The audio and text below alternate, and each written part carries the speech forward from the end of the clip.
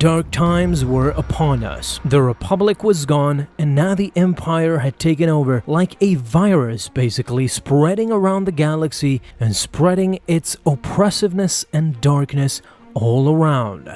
People were being killed and jailed without any provocation or proof of fault of any kind. No defense, no nothing. This is the destiny that fell upon the bounty hunter Falco Sang. He was a scoundrel and at many times compared with Boba Fett to be one of the most ruthless bounty hunters in the galaxy. But his time came as well to pay his dues as Darth Vader captured him in hopes that he could transform him into a perfect Jedi killer. A Jedi hunter. You see, at this time, Vader was obsessed with finding Jedi survivors, and ultimately, as we've talked about previously, his master, Obi-Wan Kenobi. Somewhere in the galaxy, Obi-Wan was hiding, and Vader wanted to find out by any means necessary, and that meant locating every Jedi and interrogating him in the process. The thing about it is that Lieutenant Greg was as devoted as ever in this cause. He never wanted to fail his master Darth Vader. This is the sole reason why Darth Vader left the matter of Falco Sang, the training of Falco Sang, completely up to the hands of Lieutenant Greg, his most trustworthy lieutenant in his faction. Vader knew he could rely upon this man, and in the second issue of the Dark Empire series, it's a Legends comic if you guys can pick it up. It's a great read, Dark Horse Comics, but in this specific comic, it shows Falco Sang being escorted by Lieutenant Greg himself, and the weird part about it is that Falco Sang is questioning what is happening because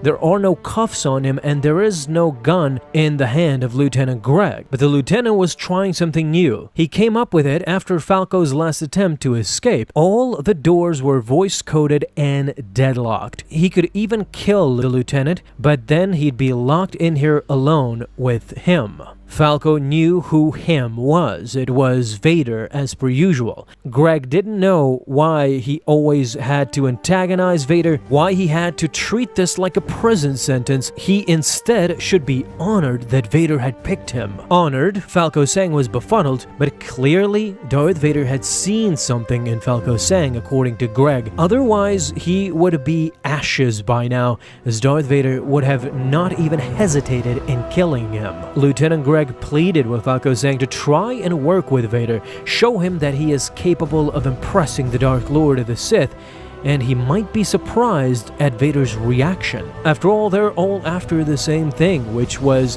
Das Jynir's head, a Jedi survivor that had escaped Order 66 and was making a lot of problems for the Empire. Falco was not interested, but the lieutenant assured him that he was mistaken. They don't want part of the bounty. Falco was not going to share his bounty, but they were not interested in his bounty. Instead, they were just interested in his help, and that's why Vader had brought this here to the prison complex, and that was his ship that he had lost in the midst of battle. But as he approached the ship, he was stunned to see his sworn enemy.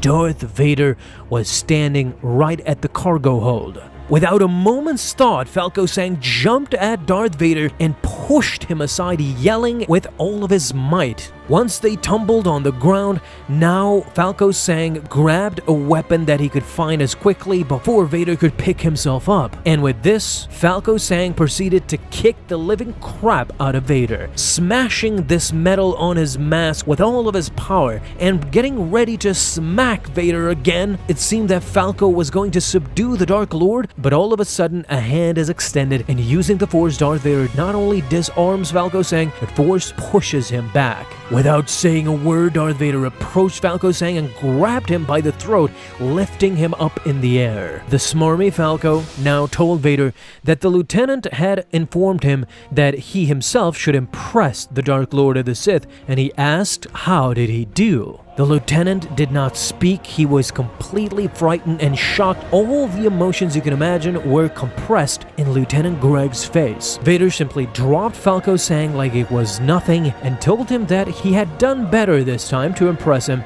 and that his ship's engines are running at only 80% capacity. Now he should fix them. Falco, of course, did not disappoint, but the interesting part about this, and many have not read these comics, so I'm really glad to to, make a video on it, and you can see that Darth Vader might have let up there and was not really trying to stop Falco Sang. He was just trying to see where he was going with it. He might have let Falco Sang kick him around a few times just to see how crazy was Falco Sang, how deluded he was, and how much he didn't care if he would die or live. This showed Vader that in the face of danger, Falco Sang would not flinch.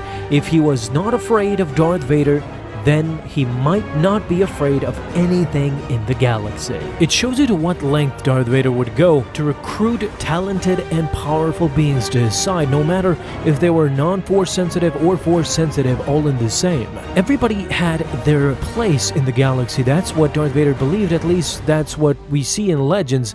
Every single person has its own designated agenda that serves Darth Vader and ultimately serves the Emperor of the Galaxy, Palpatine, his master. This is what we are led to believe as we see these stories with Lieutenant Greg and with bounty hunter Falco Sang and a lot of myriad of other people, leading up to Starkiller, who in Legends was Vader's secret apprentice. Starkiller was one of the more powerful beings in the galaxy, but he served a purpose same as Lieutenant Greg, who had no force power whatsoever, did not wield the force, but he wielded a powerful army in the name of Darth Vader, gathering intelligence and seeking out surviving Jedi. That was his motto, in accordance with Darth Vader, who was, as in his own words was said, a very demanding master. Now you understand the pragmatism and the intelligence of Darth Vader, who did not let up one bit in the fight against the Jedi traitors,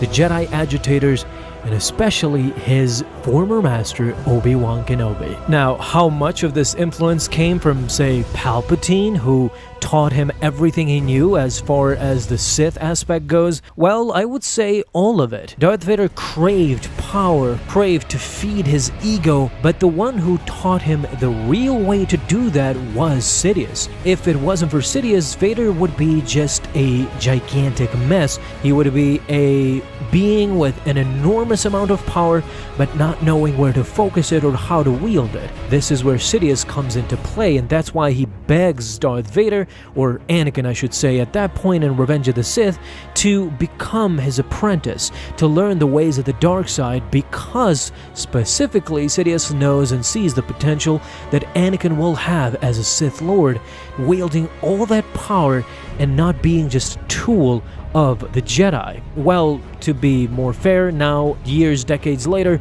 Darth Vader understands that the same thing happened with the Sith as well. He just ended up being a tool of somebody else, of Emperor Palpatine and his empire. So that is it, guys, for today. Thank you guys so much for watching this video, and if you enjoyed, leave a thumbs up down below, subscribe for dailies. Now you can have an awesome day, Star Wars fans. I'll see you in the next video, and may the Force be with you. Until then.